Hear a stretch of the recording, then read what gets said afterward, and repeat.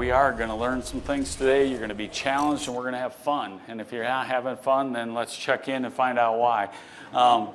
But we are going to have a good time with this, and you're going to be challenged. You truly are. As Marcy said, we've had the privilege of teaching this around the country, and it's always there's no greater joy than to be watching somebody's face when all of a sudden they get it, or they get upset, and that might happen to some of you too. And they start to realize how it's worked and how long that they didn't have a clue. It's amazing how many people actually get upset about what they're finding out.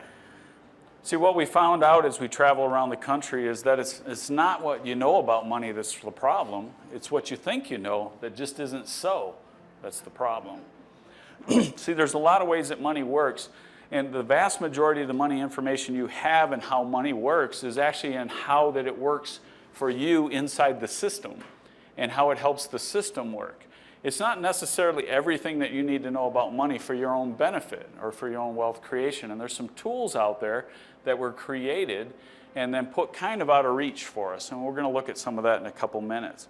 We're going to move along quickly. If you have a question, write it down. And we're going to have some question and answer time. Hopefully I'll have it answered for you by the time we get there. But that'll be a good opportunity. And because we are filming today, if you do have a question, they're going to bring you a microphone. So just raise your hand up. They'll bring it to you so we can make sure that that gets recorded for everybody's edification.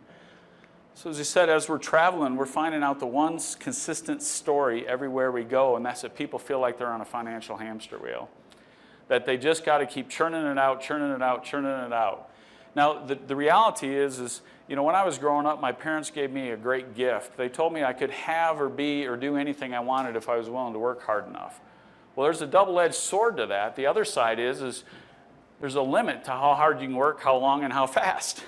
So that inherently gave me a belief that meant there was a limit to how much I could do. And there came a point in my own life when I reached this place where I just had this realization that I have a great life and I have good, successful businesses, and it's all working the way that I hoped and dreamed it would. But how long can I keep this up? You know, at a certain point you realize that you're already tired, and you realize that you got a lot of years left on this earth, but you have a lot less than you used to have. That's the truth too.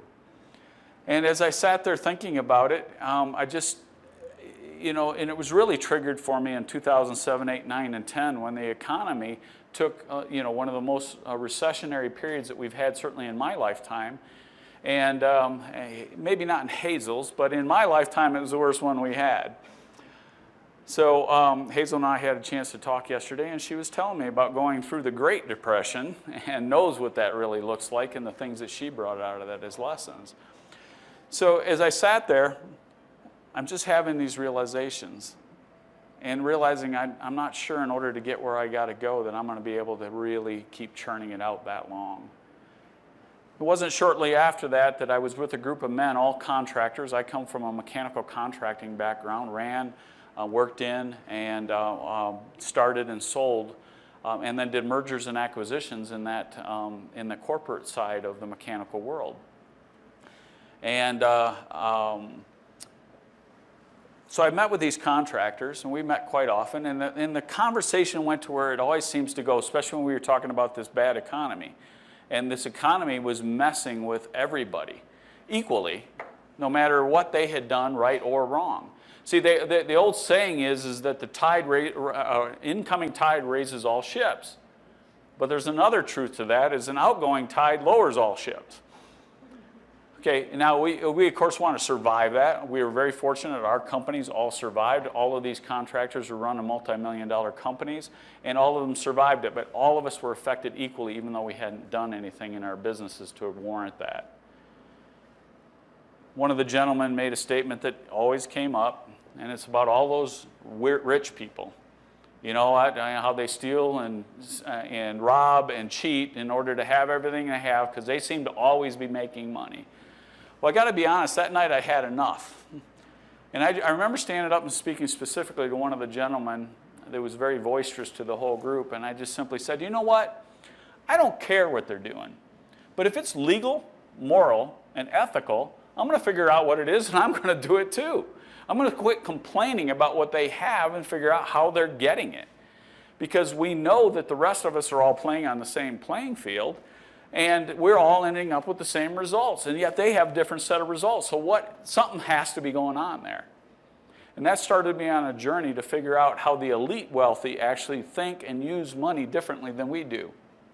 Now, I don't mean wealthy people or people with a lot of money. I mean elite wealthy. When I mean elite, I mean those people that have money in this generation, and the next generation has that much plus more, and the next generation that plus more. They literally have money flowing through generations, not just in their hand for a short period of time while they're on this earth.